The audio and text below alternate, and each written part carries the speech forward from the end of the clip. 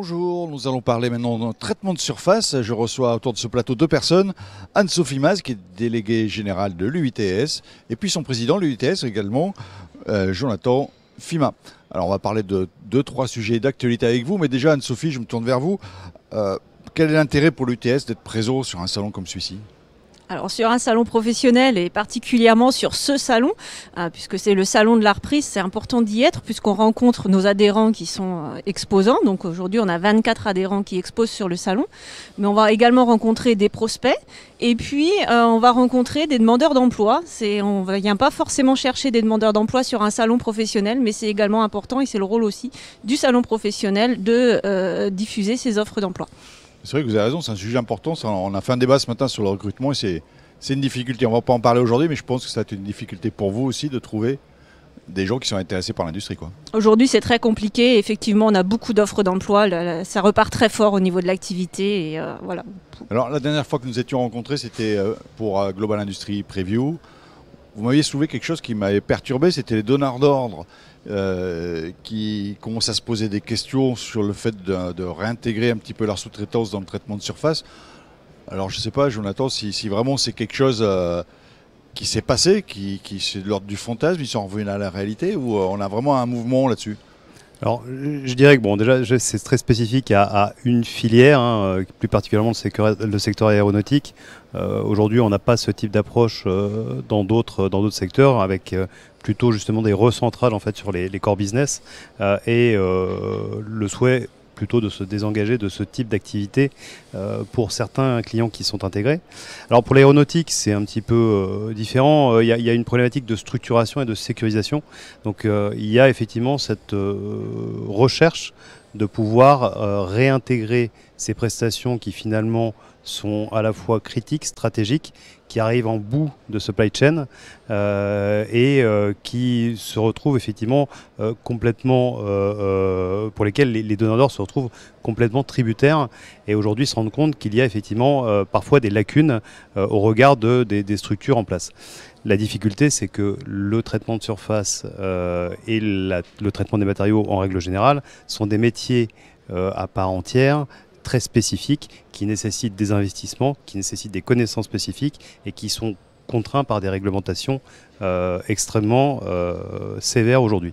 Donc c'est pas aussi simple que ça. Oui, donc c'est votre chance quelque part, la difficulté du métier fait qu'on ne s'y lance pas au hasard. Voilà. Ça va pas être si simple. Voilà. On a beaucoup parlé hier avec le Premier ministre du plan de relance.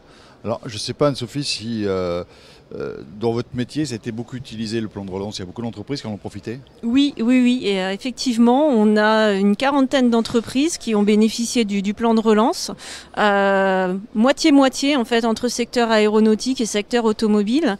Et c'est quelque chose qui a beaucoup servi la profession. D'accord. Et il y a un pourcentage, vous avez une idée? Non, il n'y en a pas.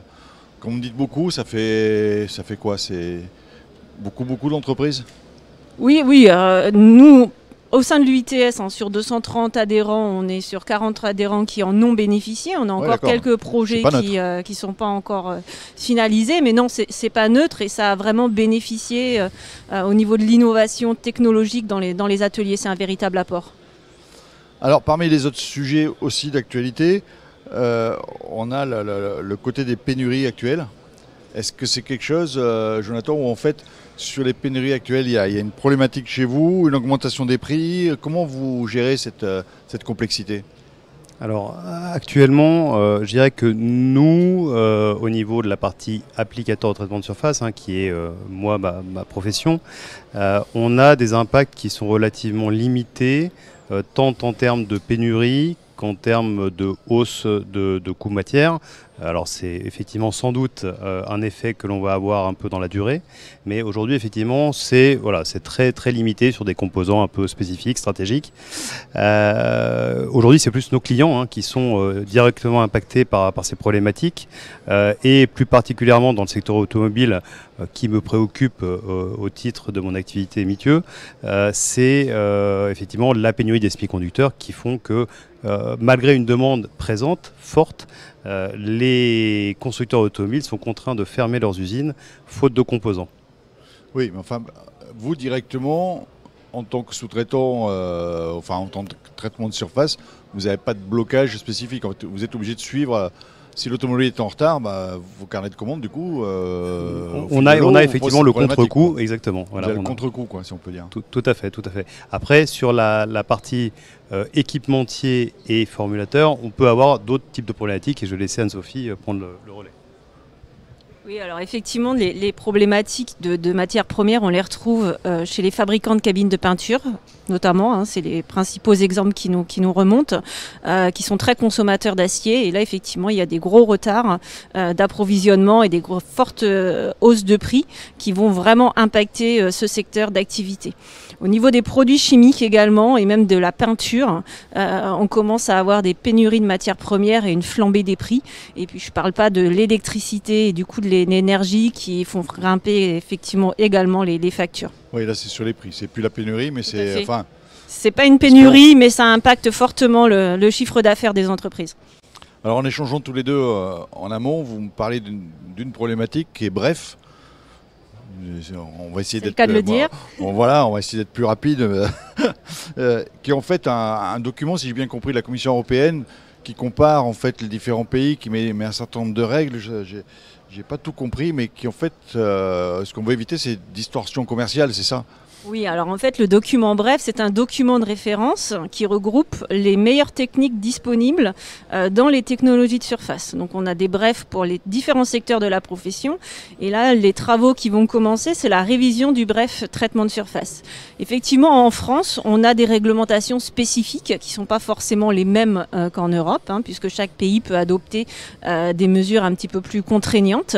Et l'objectif de la révision du bref pour les Français, pour le syndicat professionnel, c'est effectivement de faire en sorte que les autres pays aient un petit peu le même système de réglementation de façon à limiter les distorsions de concurrence, comme vous l'avez dit. Et dans quel sens on le fait? C'est la France qui doit imposer, donner l'idée à l'Europe d'aller dans son sens, ou c'est la France qui peut peut-être enlever des contraintes qu'elle a? Le but, c'est d'harmoniser, en fait. Oui, le but, c'est d'harmoniser. On va très rarement... Vous voulez quoi, vous? En tant qu'UITS, votre objectif, c'est quoi? C'est lequel? Aujourd'hui, on a des réglementations en France, on estime qu'elles permettent d'avoir un impact sur l'environnement limité. Hein. Quand on parle par exemple des 8 litres par mètre carré par fonction de rinçage que les traiteurs de surface connaissent bien, c'est une réglementation qui est purement spécifique à la France, mais qui permet de consommer moins d'eau. Donc effectivement, nous, ce qu'on aimerait, c'est que ces 8 litres par mètre carré par fonction de rinçage soient également appliqués aux autres pays européens. C'est un exemple parmi d'autres, mais c'est dans ce sens-là qu'on va essayer de discuter avec le groupe Miroir français, puis avec le bureau de Séville. Et en Europe, ça répond comment? Les Allemands sont contre, la Pologne est contre, il y a des chances que ça passe ou Pour le moment, les discussions n'ont pas encore commencé, encore démarré, donc je ne sais pas comment vont réagir les autres pays européens, mais je pense qu'aujourd'hui, on parle beaucoup d'écologie, donc je pense que tout ce qui va dans le sens de l'écologie va être reçu positivement. Donc il y a des chances peut-être que ça avance. Je l'espère. On avait parlé de REACH la dernière fois, ça rentre dans cette problématique. Bref, c'est un peu le même système ou Non, le bref, c'est vraiment tout ce qui est technologie et REACH, c'est vraiment tout ce qui est réglementation sur les produits chimiques. Parce que là, il y a aussi pas mal de travail, mais là, c'est déjà l'Europe fonctionne, quoi. On n'a pas une disparité entre la France et l'Europe. Là-dessus, oui, il y en avait une. On pourrait avoir une disparité au niveau de la façon dont la réglementation est contrôlée, mais globalement, on est sur la même égalité, puisque c'est un règlement, et donc on a tous la même réglementation. Alors, je vais passer avec vous, Jonathan, on va terminer sur une problématique, c'est pareil, j'avais pas dans mon esprit, qui est la problématique incendie. Visiblement, il y a eu quelques incendies, je pense, pour qu'on en arrive là, qui fait qu'aujourd'hui, les assurances se désengageraient et disaient que c'était une problématique des gens qui travaillent dans la sous-traitance, dans le traitement de surface. Alors oui, c'est plus spécifiquement ciblé sur les applicateurs de traitement de surface en voie humide qui, effectivement, ont des risques d'incendie avérés de par les installations et qui, effectivement, malheureusement, on a eu des cas récemment d'entreprises qui ont été victimes de ce type de problématique. Et aujourd'hui, on est effectivement face à une problématique réellement critique où les assureurs soit se désengagent purement et simplement, soit ont des conditions d'accessibilité ou de maintien qui sont proprement inadaptées en fait aux structures capitalistiques de nos entreprises qui sont pour la plupart des TPE ou des PME. Donc aujourd'hui effectivement on a réellement un problème de fond qu'il va falloir gérer urgemment si l'on veut pouvoir poursuivre notre activité dans des conditions optimales.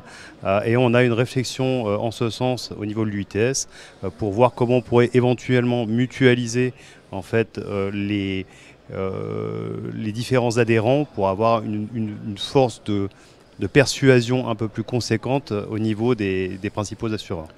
Oui, donc ça c'est vraiment une problématique qu'il faudra voir avec les pouvoirs publics, etc. Bah, écoutez, je vous remercie en tout cas pour cet échange, on a été bref, mais enrichissant, incendie, bref.